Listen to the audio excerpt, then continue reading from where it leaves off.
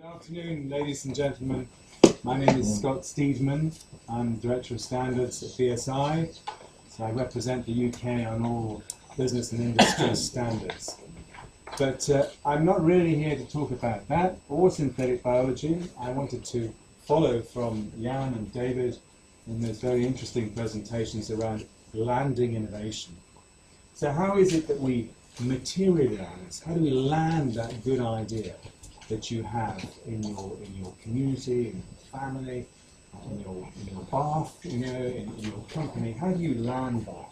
We talked earlier, and there was a question a minute ago about the importance of networks. How do we get out of the classroom? How do we take advantage of people's practical knowledge?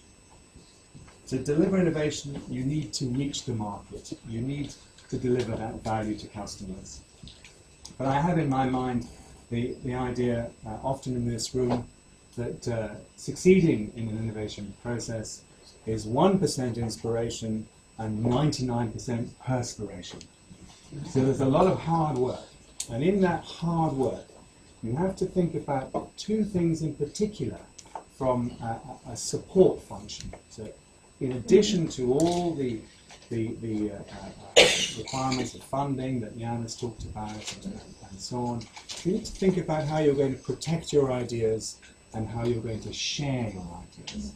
Because today's world is not just done in your back shed, in a Wallace and Gromit model, for those of you who remember that, those cartoons. They made the wrong trousers after all. It's done in collaboration. Innovation today is a global collaborative effort. And in all our countries, we're seeking to encourage small companies, research communities, our academics, our brilliant geniuses to come up with new innovations that will stimulate the economy and deliver exports and growth. And to do that, it's not just about protecting your idea through intellectual property tools, patents, and copyright. You must share your ideas with others, with other collaborators, other countries, future manufacturers, your regulatory bodies, your academics. You have to share. But you do that in a measured way. If you just publish it on the internet, someone else will perhaps take it or rubbish it. And the way that we do this is through the medium of standards. So you may have thought of standards as just something to do with product quality and the safety of bottled water, and of course it is.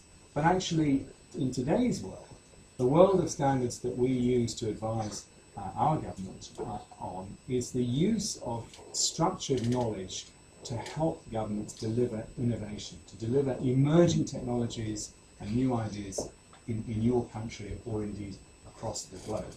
So we are working here in the UK in a range of areas that are very, very far upstream in the world of business and industry, but will gradually become huge new industries for the world. Areas like offshore wind, which you have seen a lot about, or the problem of assisted living for the elderly. As we have an increasingly aging population, how can we create new products and services that make that experience more comfortable? Cell therapy, regenerative medicine, or indeed, as Michaela kindly invited me to talk about, synthetic biology. Now, I'm not here to lecture about it, but just to illustrate. I use this concept to illustrate what we mean. A few words. What is synthetic biology? Well, Where the Prime Minister asked you what it is. Synthetic biology is the making of biological elements, building blocks, a bit like children's toys, that you can assemble into some form to do something you want it to do. What is it good for? It will become part of our manufacturing process. So using biological tools to do things in manufacturing that historically we might have used metal tools to do. So we're stitching in biological building blocks, molecules that do a particular job. And you have many examples you already know about. So you talk about engineers designing lubricants for engines. They're designing a chemical to do a job. You talk about engineers designing a bridge. They're using concrete and steel to cross a gap. You talk about biological engineers designing a biological product to do a job, maybe for farming, or maybe for the chemical sector, or maybe to keep your windows clean, self-cleaning glass. So lots of ideas around where this will go, but it will become a global industry. And the use of the standards process, the partnering arrangement, the stakeholder engagement is fundamental to delivering innovation. You cannot do it on your own. You have to explain and talk through your ideas with your stakeholders, your future customers, your users, and so on. And we do this through the standards vehicle. So cyber security, smart cities and future cities, energy management, water management, emerging technologies, all of these are areas where best practice knowledge needs to be captured through the standards route. You can imagine that as people shape up a new technology, like synthetic biology, that we're not very familiar with, one of the issues is public acceptability. One of the issues is, what does it mean? And one of the first things you need to do is to agree the definitions of the language that you're using to describe your new invention before you can turn it into an innovation. So we go through a process of helping those communities with bright new ideas in synthetic biology write down what they're talking about. If they write down what they're talking about, they can help investors build confidence in their research. Very important. To win funding, you need to have investor confidence. Investors have no confidence if they don't understand what you're talking about. So the terminology and the language is an area that's often used.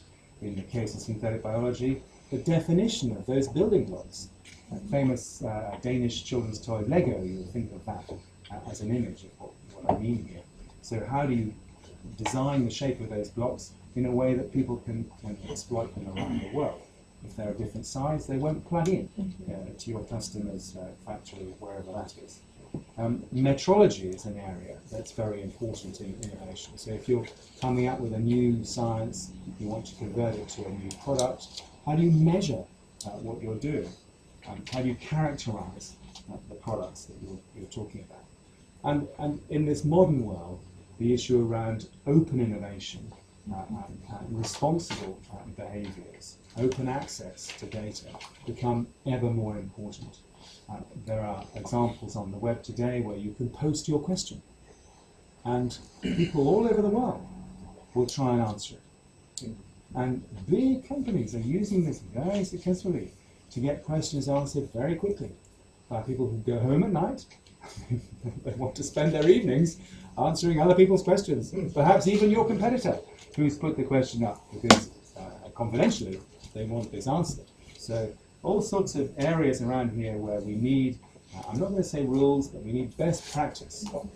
Because what we're talking about here for innovators is a ladder of opportunity to reach the market more quickly, to reach it with more confidence, to help keep that investment process going, and to make sure that as you carry on that journey, your regulators, your future customers, your future suppliers and manufacturers understand what you're doing and are willing to help you on that journey. It's not a one-person show anymore. It's all about sharing. So we see standards in BSI as an essential element of delivering innovation in the UK, and indeed in helping other countries who want to take advantage of those ideas. We see standards as complementary to intellectual property. They're the flip side of the IP coin. And indeed, when your countries are helping train people in intellectual property, they should also be helping to train them in the use of standards to deliver innovation. And of course, as in all our countries, our regulators love to use what's in standards to support their regulatory structures. That's fine, that's great, but let's not let that get in the way, because they're writing law and we're writing opportunity. So we try very carefully in this space to help governments understand the difference between writing regulation that is there to protect people, protect the environment, and drafting standards to help innovators deliver these new technologies and deliver jobs and growth. So that's the contribution. Do you want? I think, Thank you.